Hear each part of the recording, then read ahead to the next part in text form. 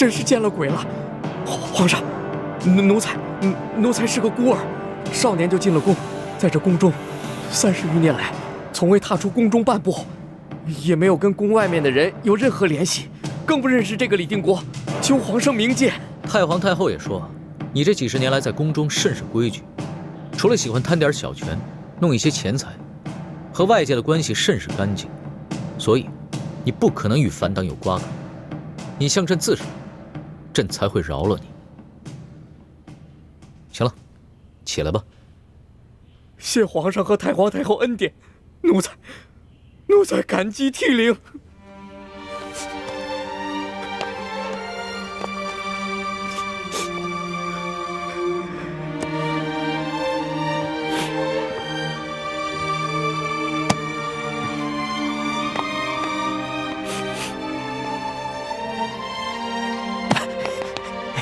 老东西。皇上果然如建清所说，胸怀宽广，能容人之不能容，将来定是一代明君的。建清也是个大才，若他不是反党，能跟我一起辅佐皇上，那该有多好！唉，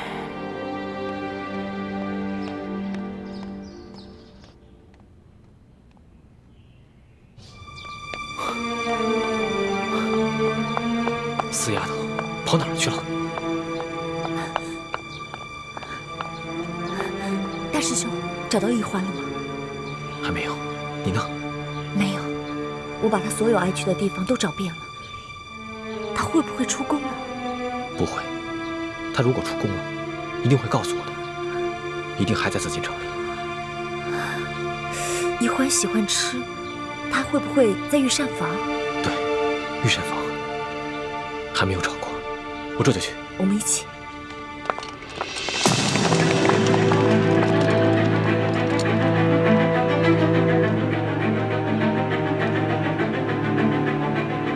李太医也在，真的太好了，也省得我再跑一趟太医院，单独请李太医来赴宴了。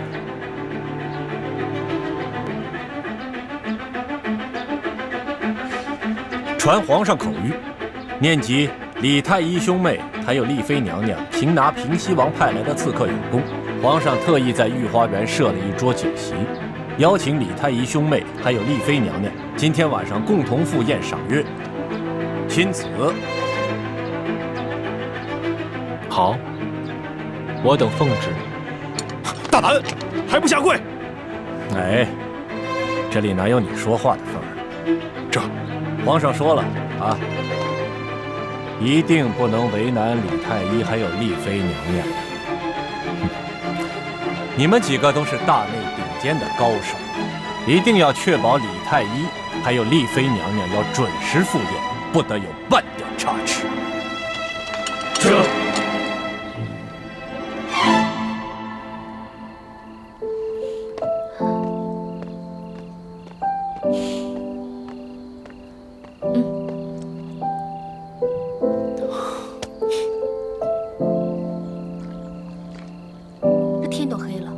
大师兄和学姐姐怎么还没赶到？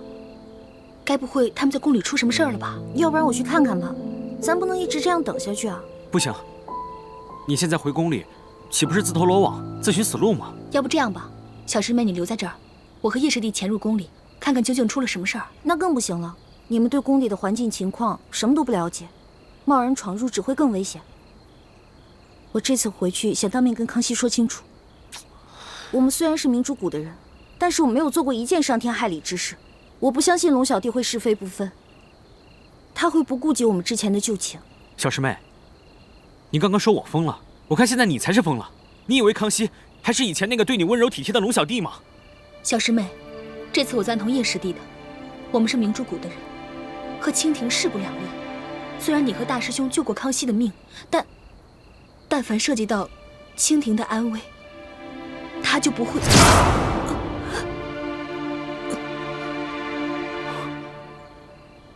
樊师姐，小师妹，你，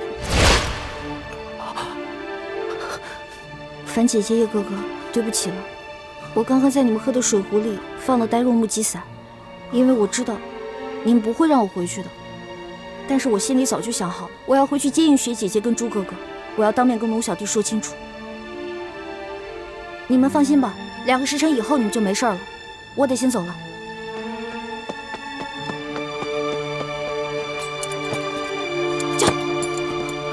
驾！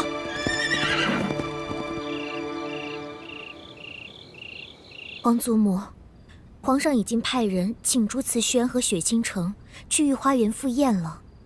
看来皇上今夜可能是要收网了。可是这个李易欢却不见了。不是派人去看住这李易欢了吗？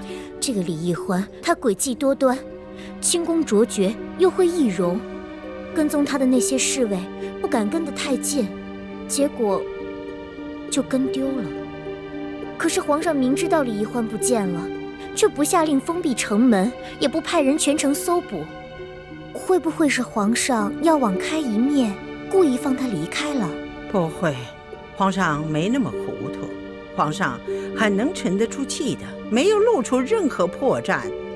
李欢他们应该没有觉察到已经暴露了，他不肯下令封城搜捕，是因为算准了这朱四轩和雪清城还在宫中，李欢必定不会独自出宫的。皇祖母分析的有道理，是妾身失言了。你呀，这就叫关心则乱了。你要对皇上有信心呢，他毕竟是咱们大清朝的天子啊，他分得清轻重。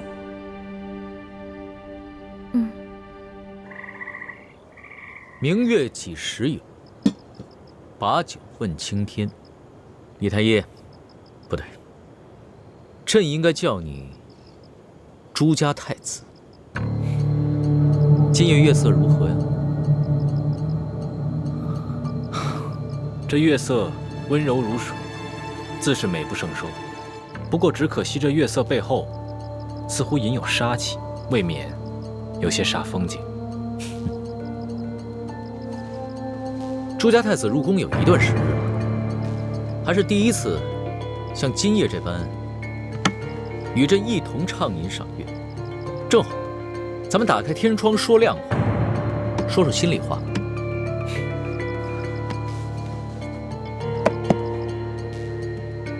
朱某乐意奉陪。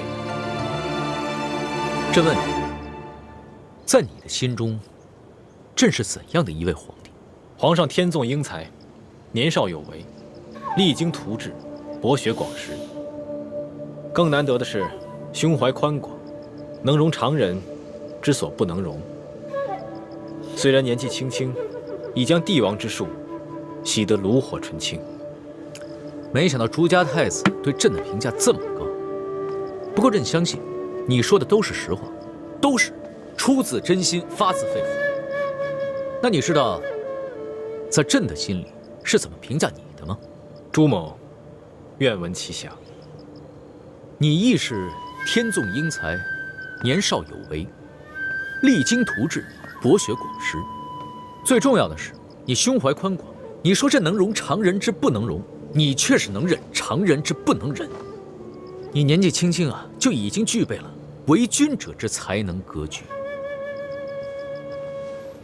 想不到皇上对朱某的评价如此之高。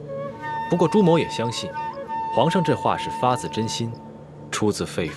不错，你我二人应该是真心彼此欣赏，算得上是知己。来，你我知己二人，且同饮一杯吧。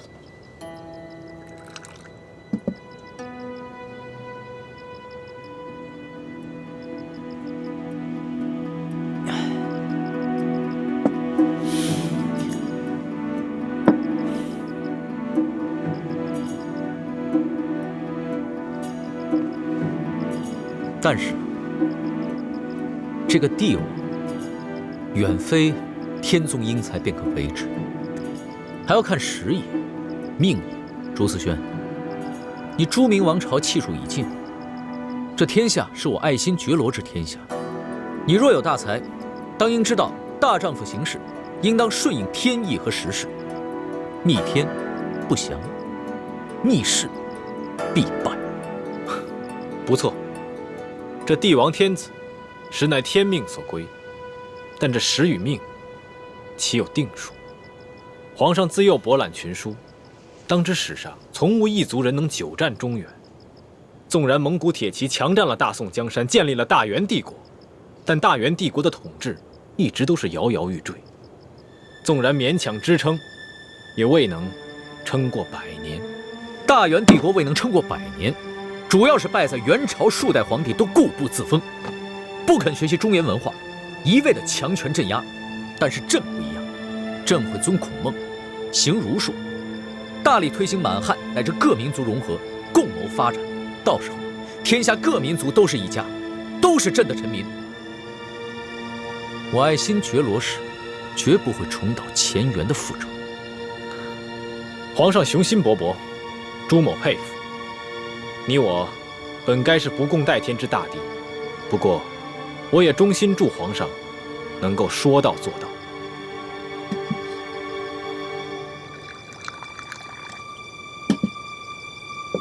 来，朱某敬皇上一杯。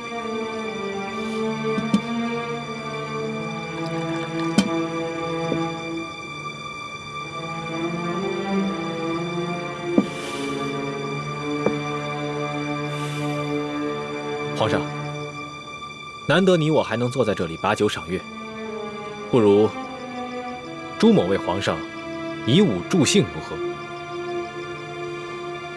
好啊，朱家太子文武全才，朕已经见识过你的多项技艺，若是能再见识一下你的武技，亦是人生一大快事。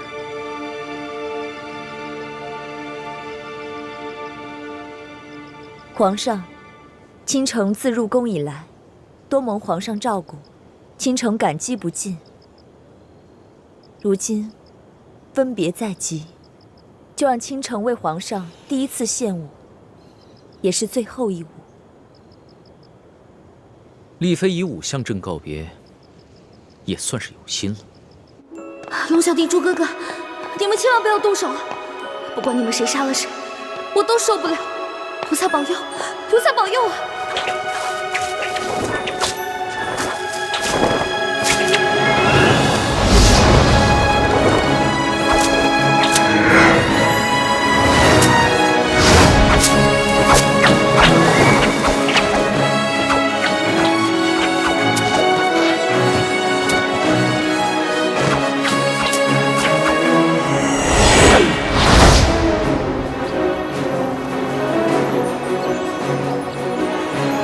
师傅，这花枝跟柳枝也能当武器啊？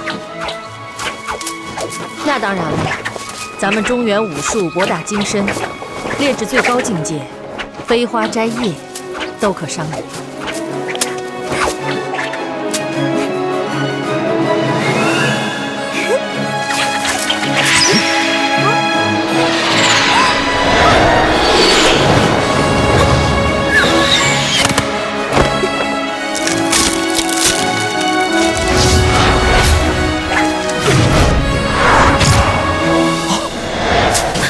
皇上！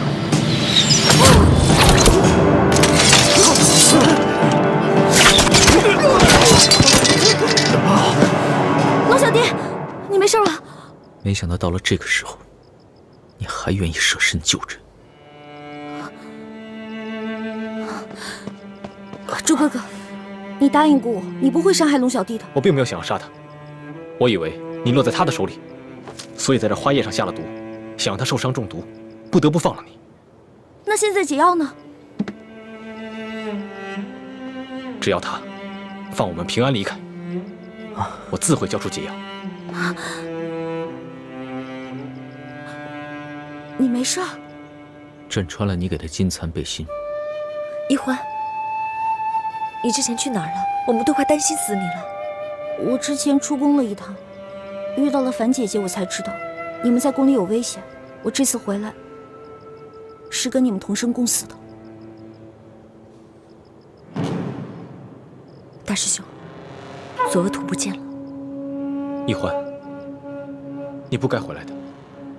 康熙已经布下天罗地网，我们逃不出去了。龙小弟，你真的要把我们全都杀了吗？太皇太后下了懿旨，要将你们这些反党一网打尽。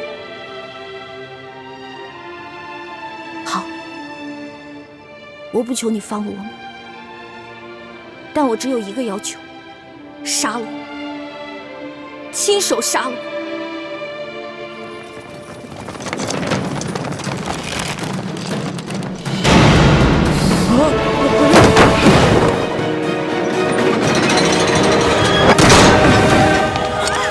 皇上！李公公，扶着他，扶上！别白费功夫了，你们逃不出去的。朱思轩、李易欢、雪倾城，尔等已是笼中困兽，不要再负隅顽抗了。若是你们肯归降于朕，朕保证既往不咎。皇上，还是让奴才把这帮朱明联盟的余孽全部拿下吧。退下。这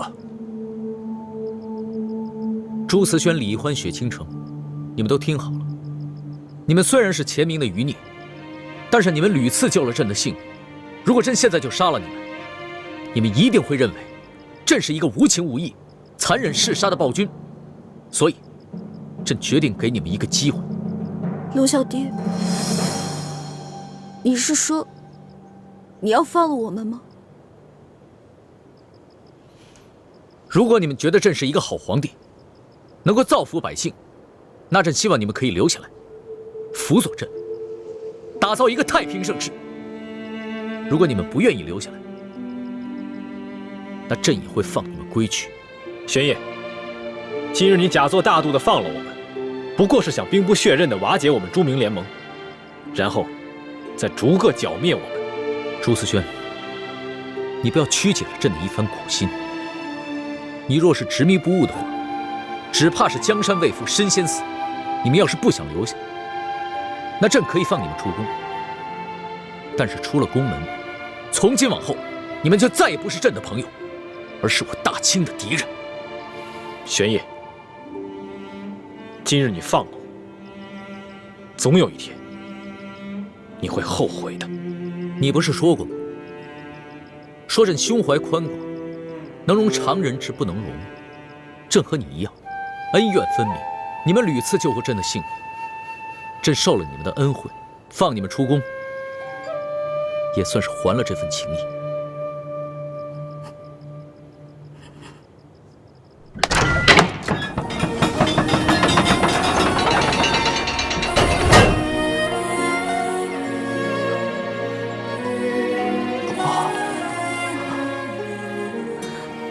朱哥哥，李公公中了你的毒液镖，把解药分他一份吧，不要滥杀无辜。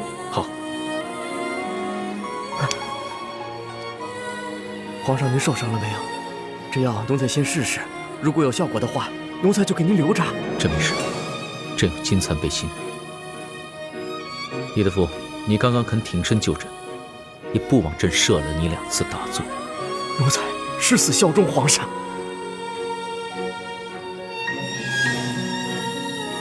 索图，奴才在。传朕旨意，放李易欢、朱慈轩、雪倾城3人出宫。3日之内不得追捕，3日之后，他们就是朕的敌人。一经发现，立即捕杀，绝不留情。奴才遵旨。你们听到了吗？放他们出宫。现在是走是留？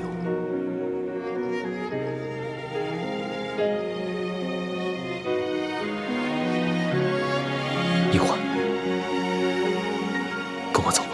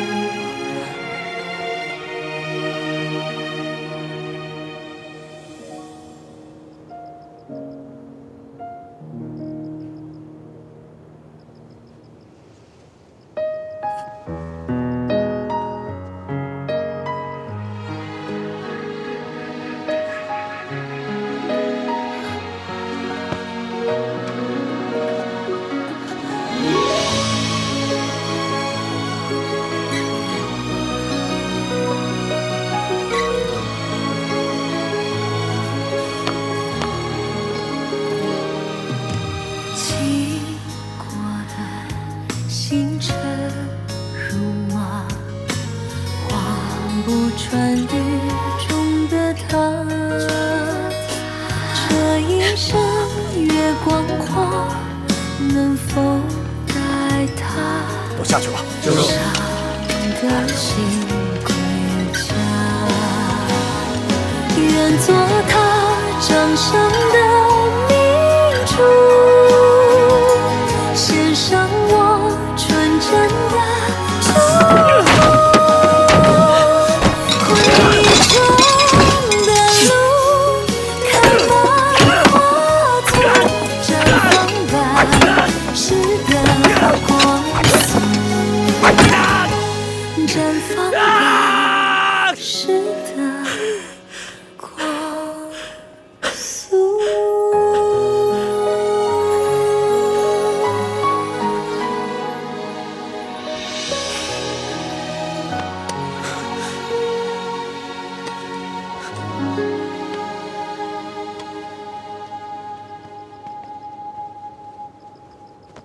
皇上，你可是一国之君啊，为何置大清安危不顾啊？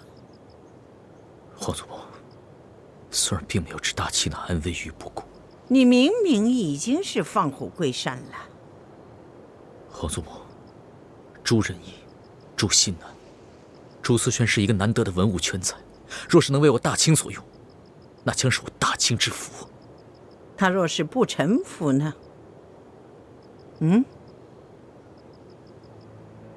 那朕就拔了他的牙，剪了他的爪。一只没了牙和爪的老虎，也就不足为虑了。他是前明的太子，只有收服了他，才能算真正的收服了人心。我爱新觉罗氏，才算是真正坐稳了江山。真是深谋远虑呀！皇祖母都不如你呀！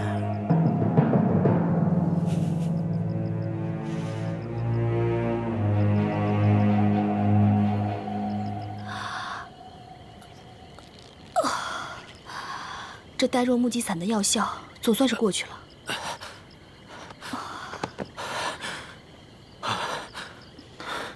小师妹进宫都2个多时辰了，她和大师兄雪师姐怎么还没出来？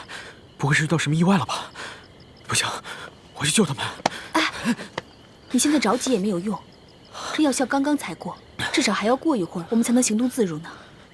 樊师姐，我能拜托你一件事情吗？什么事啊？我带小师妹私奔的事情，还请你不要告诉任何人，行吗？我其实刚才就是一时糊涂了。我现在已经看清楚小师妹对大师兄的情谊了，我保证以后再也不会胡思乱想了。放心吧，我也不想破坏你和大师兄之间的情分。再说，我和吴应奇的事情，你也一直在师父面前帮我说话，我心里也很感激。樊师姐别这么说，我们10姐弟从小一同长大，虽然不是亲姐弟，却胜似亲姐弟，彼此照应也是应该的。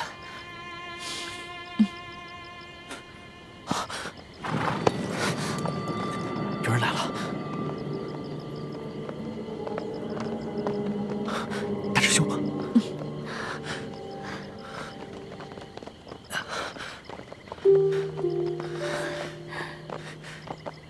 大师兄，雪师姐，小师妹，你们总算脱险了，刚刚把我和叶师弟都给急坏了。此地不宜久留，我们先离开这儿，上车再说吧。好。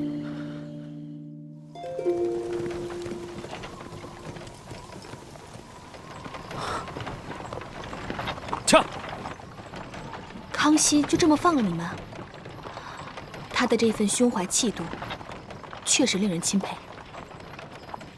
他不过是在效仿诸葛亮七擒七纵孟获的策略，要杀了我们几个容易，但若能收服我们的心，他们大清才算是坐稳了这江山。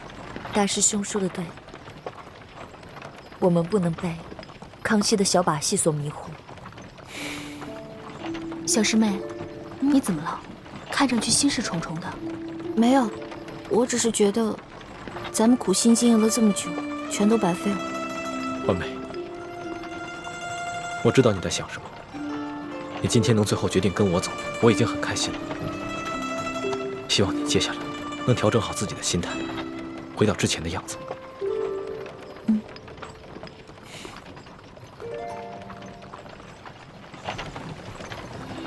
唱。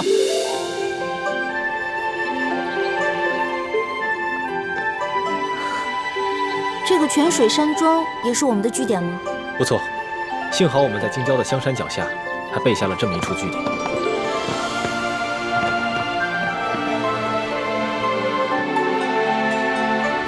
这是大明最后一个皇帝，大明最后一个皇后之灵位，这是你母亲的灵位，而其他这些，都是我大明的忠臣义士。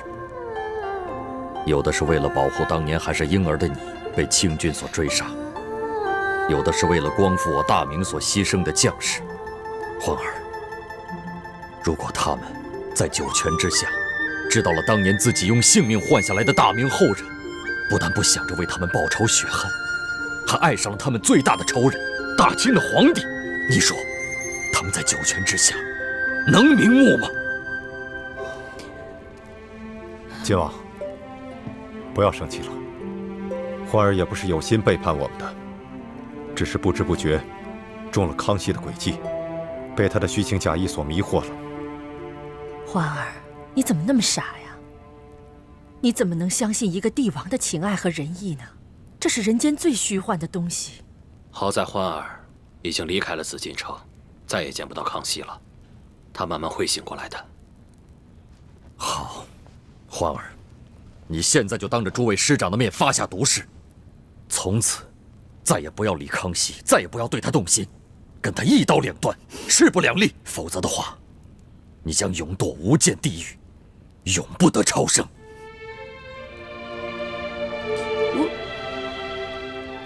我发不了这个誓，因为我做不到。我那样就是欺骗了各位师长，而且我也怕永堕无间地狱，不得超生。你，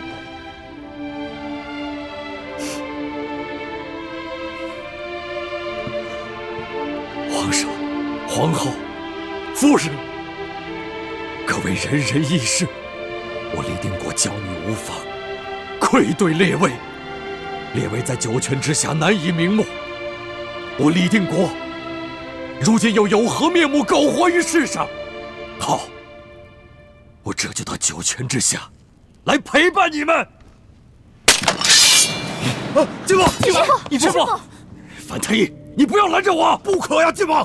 爹，我错了，我发誓还不行吗？不过我得换个说法，即使您不同意，你也不用去九泉之下陪他们，就让我死了，去九泉之下跟他们请罪吧。那你说来听听。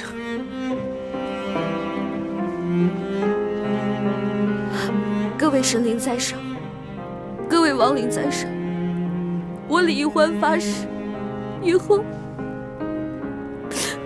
我尽量不会去想他，我尽量忘了他，我尽量不见他。但是如果我实在忘不了他，我会把他藏在我的心里的一个小角落里，不会因为他而影响到我各位师父还有亲友的情谊，也不会因为他而影响到光复大明的大业，如有为师，那就让我一辈子只能吃糠咽菜，再无福享受人间诸般美食，一辈子只能穿粗布麻衣，再也无福享受人间诸般美衣，让我变成一个丑丫头，不敢照镜子，人见人讨厌，人见人唾弃。啊！你这算什么毒誓啊？师父，这个誓言对于我们来说可能不算什么，但是小师妹生性贪吃臭美，这个誓言对于她来说已经比死还要毒了。义父，诸位师父，易欢虽然任性妄为，但在此类大是大非面前，绝不敢用谎言来欺瞒各位师长。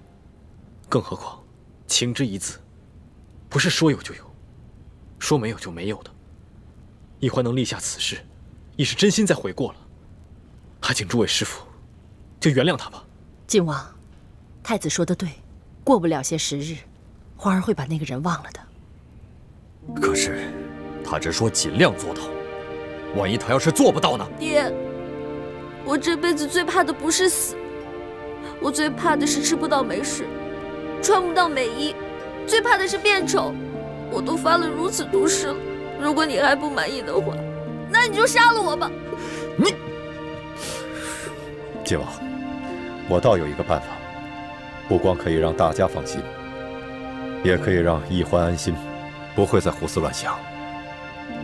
什么办法？既然欢儿跟太子早有婚约在先，而且他们俩也到了婚配的年龄，我们先不想光复大明之事，就先让他们早点完婚吧。哎，这倒是一个好办法。那此事就这么说定了，3日之后为太子和易欢完婚。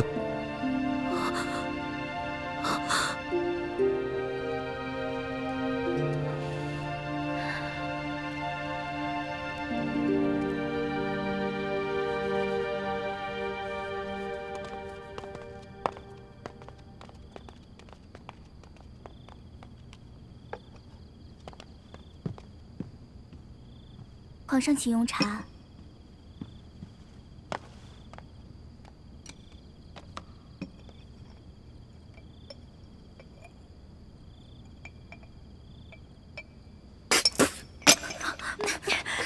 这茶能喝吗？啊，茶叶还没发好呢。皇上，奴婢给你换一杯吧。不用了，退下。是。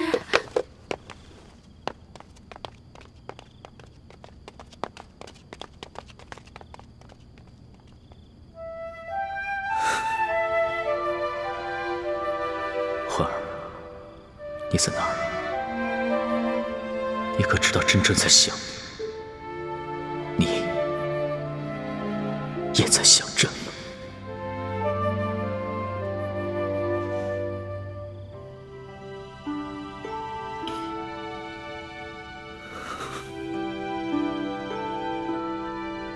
奴小弟，我现在正在想你呢，你有在想我吗？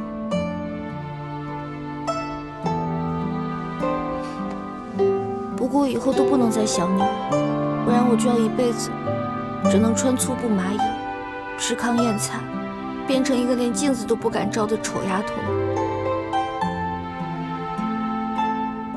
老大，你真的要嫁给你的猪哥哥，从此忘了小弟吗？哎呀，走开！我不要见到你！走走走，快滚！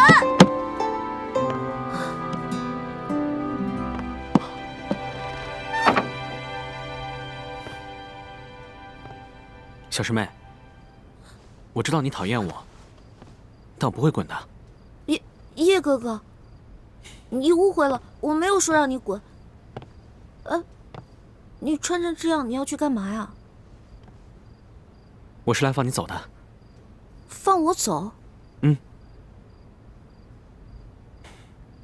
小师妹，我知道你不喜欢我，不可能跟我走，但我也知道你其实也不爱大师兄，心里并不是真的想跟他成婚，对吧？你去后门吧，我在那里给你准备了一匹快马。可是什么呀？可是，机不可失，失不再来啊！你要是不想看到你爹坐稳在你面前，你就只能悄悄逃走了。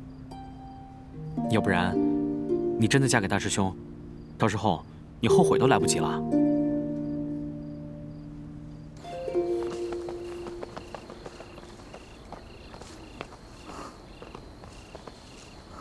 小师妹，快上马吧。小师妹，叶师弟，这么晚了，你们这是要去哪儿啊？樊姐姐是你啊，吓我一跳。小师妹听说这后山有萤火虫，想让我带她来抓几只回去玩，是吧？这山上哪来的萤火虫啊？我看你是想带小师妹逃走吧？樊姐姐，我求求你了，你就让我走吧。小师妹啊，不是我不想让你逃，大师傅他们早就想到你可能要逃婚了，所以特地派我来盯着你呢。樊师姐，你和吴英奇也是相爱不能相守，己所不欲，勿施于人，就放小师妹走吧。嗯。小师妹，虽然从小我爹就偏爱你，让我心里一直耿耿于怀，但我一直把你当亲妹妹一样疼爱，也希望你能够幸福。你走吧，只是现在别骑马，以免惊动了师傅们。等走远些再上马吧。樊姐姐，谢谢你。走吧。爱你，让我心里一直耿耿于怀，但我一直把你当亲妹妹一样疼爱，也希望你能够幸福。你走吧，只是现在别骑马，以免惊动了师傅们。等走远些再上马吧。樊姐姐，谢谢你。走吧。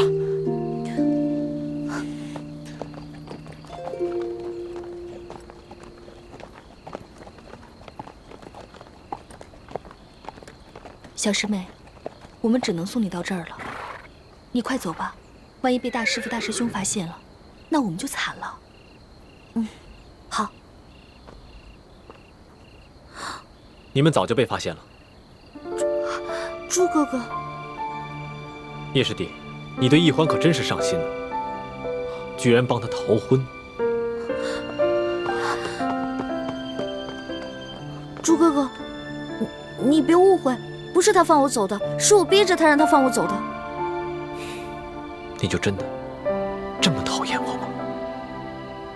朱哥哥，我不讨厌你，相反，我很喜欢你。可是我对你的喜欢跟对龙小弟的喜欢是不一样的。你知道的，我从小最讨厌的就是让自己做勉强的事情。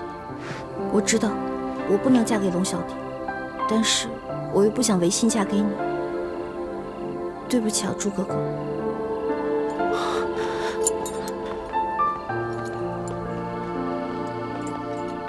大师兄，我不是想和你抢易欢，因为我知道，其实，在易欢的心里，我的地位跟你比差远了。我只是不想易欢嫁给他不想嫁的人，因为那样他不会幸福。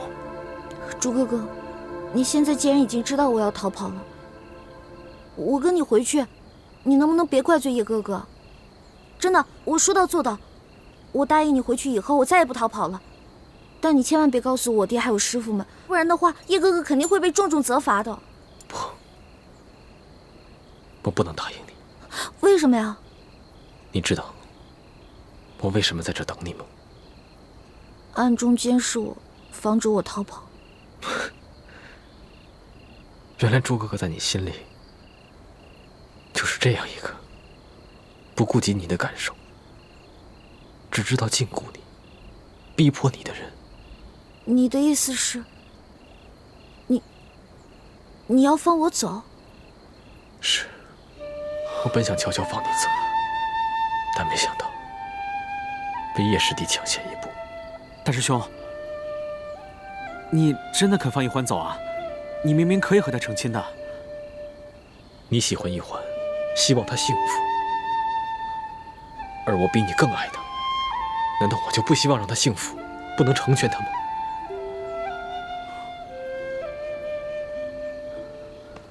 欢梅，你我从小青梅竹马，两小无猜，更有婚约在前，所以你在我的心里一直是我的太子妃，谁也抢不走。但是我答应过你，要让你幸福，绝对不会勉强你。我喜欢的是那个无忧无虑、活泼快乐的欢梅。我不想看到你整日愁眉不展，心情抑郁。朱哥哥，我只想最后再问你一句，我跟你10多年青梅竹马，真的比不过你跟康熙相处大半年的时光吗？在你心里，你真的从未爱过我吗？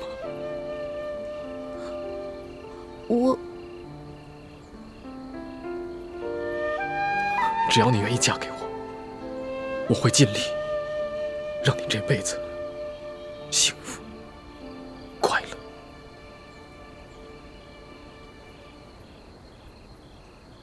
朱哥哥，其实你在我心里的分量是很重的，你是我非常重要的一个人，但是我对你的感情是兄妹之情，无法变成男女之爱。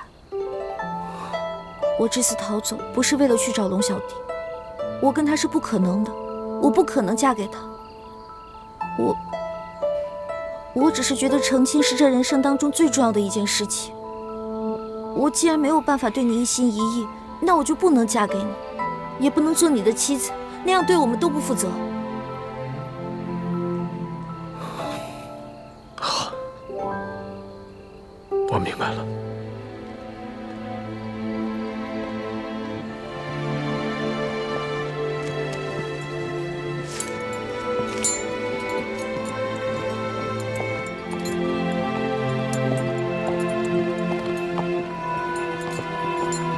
我给你准备了一匹马，还有一包你最爱吃的零食，包里面还有一些银两。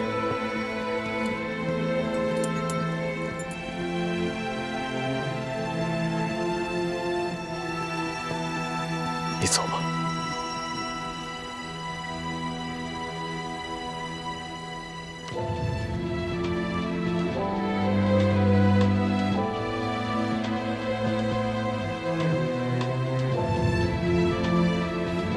朱哥哥，谢谢你。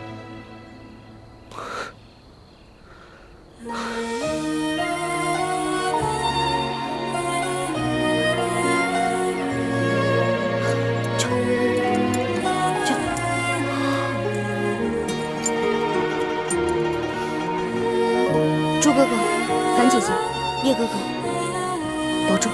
小师妹，你也多保重。有什么问题，随时就回来找我们吧。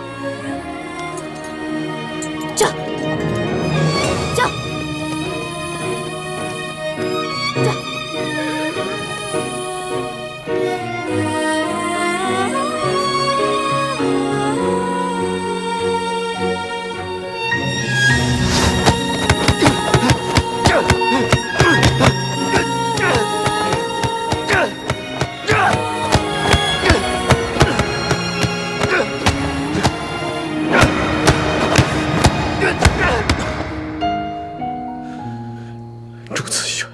你真可怜，你不仅失去了你的江山，连你心爱的女人都保不住，你就是一个懦夫！懦夫！啊！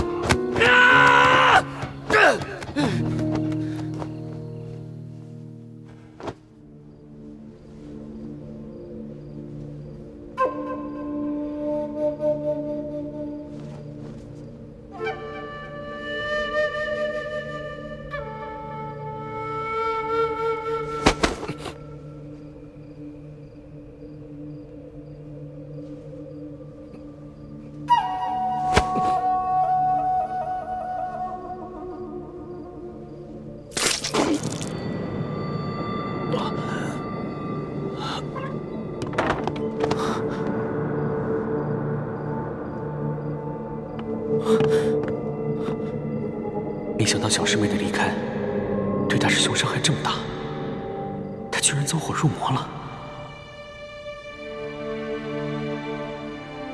如果我不救他，他不死也要落下一个残疾。不救还是不救？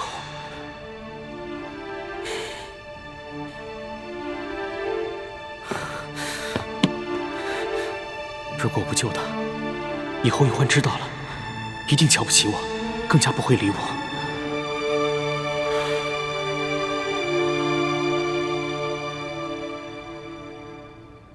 大师兄放走了易欢，我心里怎么还隐隐高兴呢？倾城，你醒醒吧！就算如此，你以为大师兄就会忘了小师妹，把一番情谊转移到你身上吗？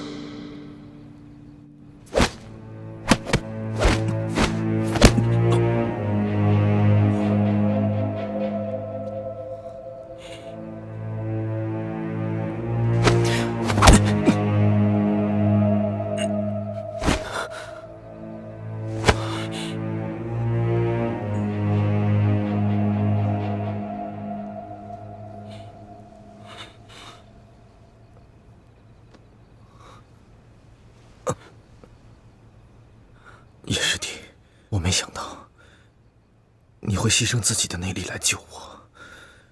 之前是我错看你了。大师兄，我是喜欢易欢，但我比你更难得到她，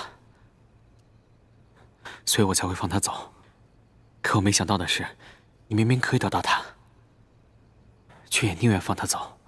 如果换作是我，我做不到。我打心里佩服你。好兄弟。这个，好，慢点，这好放。怎么了？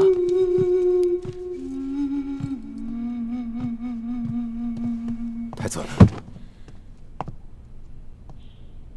义父，诸位师傅，我跟欢妹的婚事取消了。什么？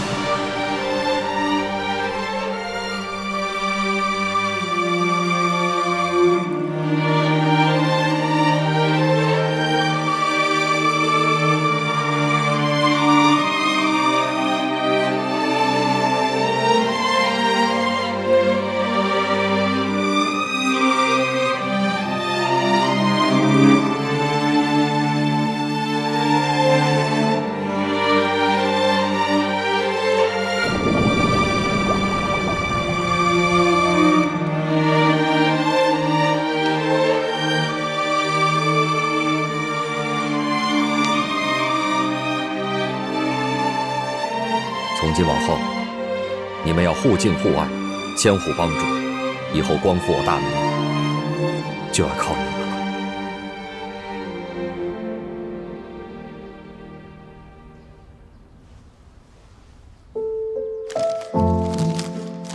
这个给你，我们和好吧？猪哥哥你也吃啊？你吃吧，我不喜欢吃。给，来，一会儿妹妹。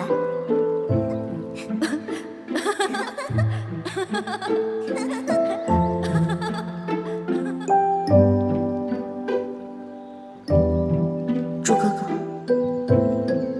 虽然你放我走了，可你心里肯定是希望我留下来的。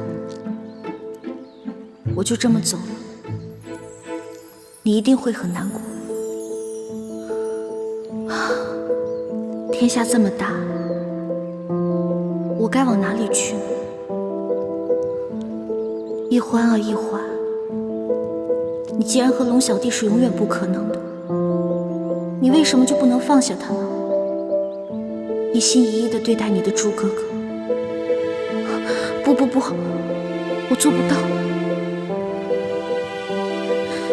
你没有试过，你怎么知道你做不到呢？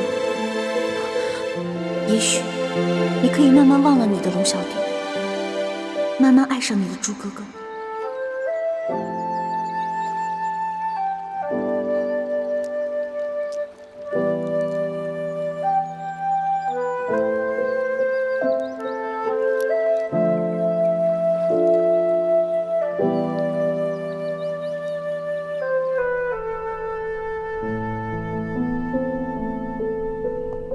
太子，你怎么这么糊涂？欢儿任性，难道你也不明事理吗？我这就去追他，我就不相信，我拼着性命不要，却换不来他的回心转意。义父，你不要去追易欢了，他夜里就走了，你追不上的。而且，我也不想你再拿自己的性命去逼迫欢妹跟我成亲。强扭的瓜不甜。我们就放欢妹一条生路，让欢妹去过自己想过的生活吧。太子，如果她回到紫禁城找到了康熙，难道你也不后悔吗？我相信欢妹不会去找康熙。如果她真的去找了，我也不后悔，我会祝福她的。太子，你不要忘了，你身负国仇家恨的重任。你居然将先帝跟你定下的太子妃拱手让给康熙那个狗皇帝，你将我们光复大明的大义置于何地？你将我们这帮誓死追随你、誓死效忠大明的臣子置于何地呀？义父，诸位师傅，我不仅是大明最后一个太子，也是你们的弟子，朱明联盟的成员。我违背了盟约，愿意接受盟规处置。哎呀！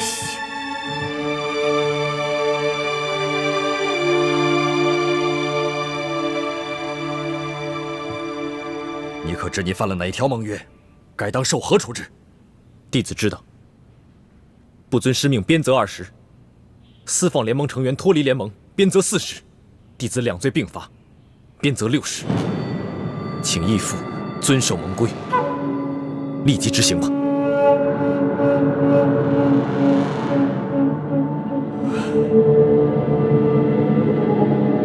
联盟执法弟子何在？在。大师傅，大师兄虽然私放一欢，犯了盟规，可他毕竟是大明的太子，不是寻常联盟弟子，当有豁免权。还望大师傅收回成命，饶过太子这一回吧。求大师傅收回成命，饶了大师兄吧。你们不必为我求情，正因为我是太子，更应该以身作则，坚守盟规。更何况我是明知故犯，如果义父和诸位师父不惩罚我，以后还如何管理好联盟？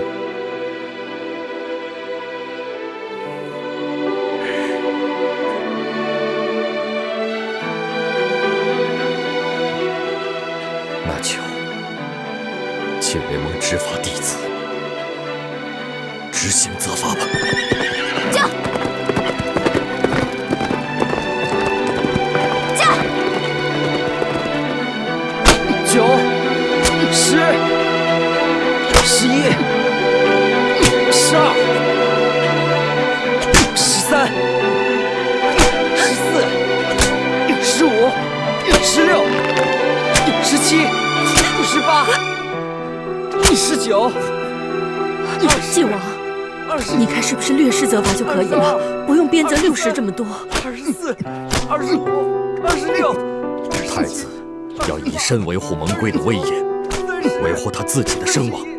我们应该成全他。33、34、35、36。住手！太子，太子，你身体强健，武功又在诸弟子之上，怎么受此小小的鞭刑就会吐血呢？大师父，太子昨晚练功走火入魔了，其实已经吐了很多血。如果不是弟子及时出手相救，恐怕太子这回已经没命了。你呀，你怎么不早说呢？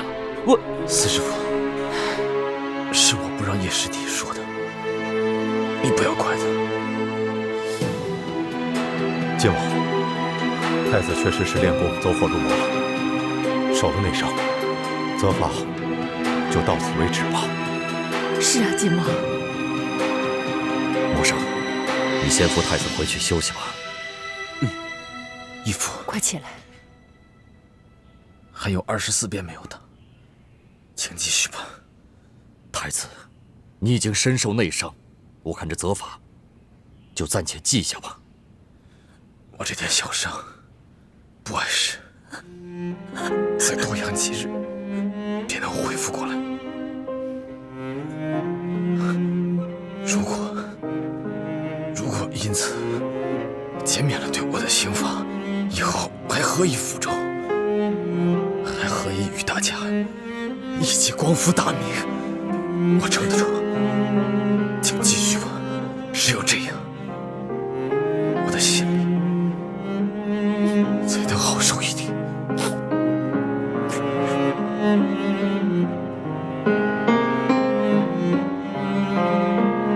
继续。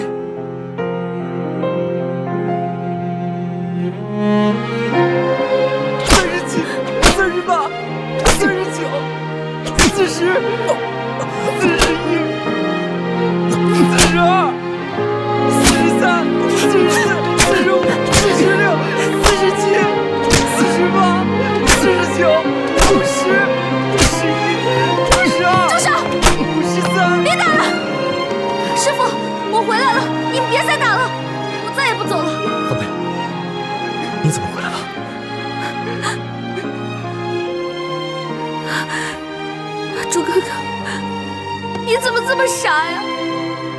你不该回来，你快走，快走啊！朱哥哥，你不是想我回来吗？我现在回来了呀。我不需要你的怜悯。我没有怜悯你，我是心甘情愿回来的。真的？真的。那你愿意嫁给我吗？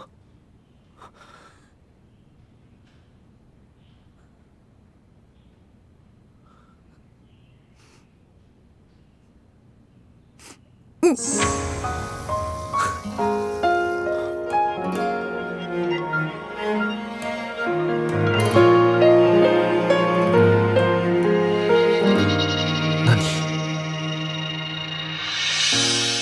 你真的放下康熙了吗？朱哥哥，请你再给我一点时间，让我慢慢忘了龙小弟，行吗？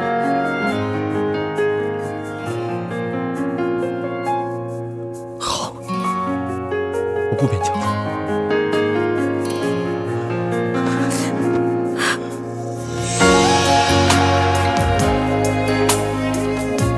对不起了，龙小弟。从此以后，你就好好的对你的3宫6院疾驰而飞吧。而我要忘了你，我要一心一意的对待我的朱哥哥。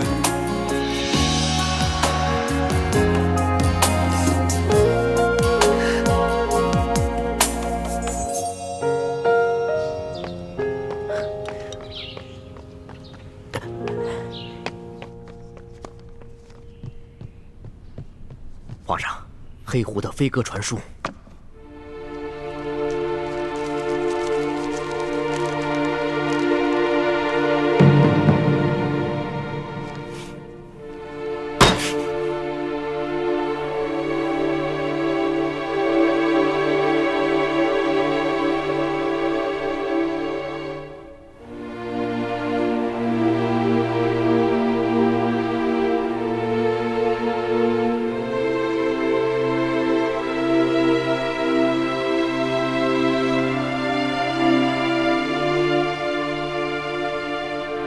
传死额图。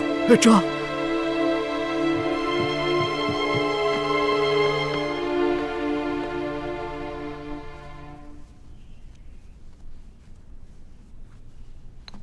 太子，你练功走火入魔，受了内伤，现在又受了不轻的外伤，在你伤好之前，最好不要动用真气跟他人交手，不然你这个伤势会缠绵不愈啊。徒儿明白。晋王，皇儿已经回来了，那他跟太子的婚事还照常举行吗？今天本就是定好的大喜日子，太子虽然受了伤，但是却行动无碍。我看婚礼还是继续举行吧，以免夜长梦多。太子，你觉得怎么样？欢妹，你不会改变主意了吧？我没有，我只是担心你的身体。我的身体不碍事，既然你能回来，就是最好的灵药。好，那就这么说定了，今天就给太子和奕欢完婚。好，可是这吉时已过了呀。哎，不要紧的，择时不如撞时。既然奕欢他能够迷途知返，及时赶回来，这就是最大的吉事。至于吉时嘛，自然就是顺其自然。咱们大家都赶快动手，把大厅重新布置一下。好吧，只怕最快也要等到晚上才能举行婚礼了。晚上就晚上吧，给他们拜堂之后，刚好就让他们进洞房。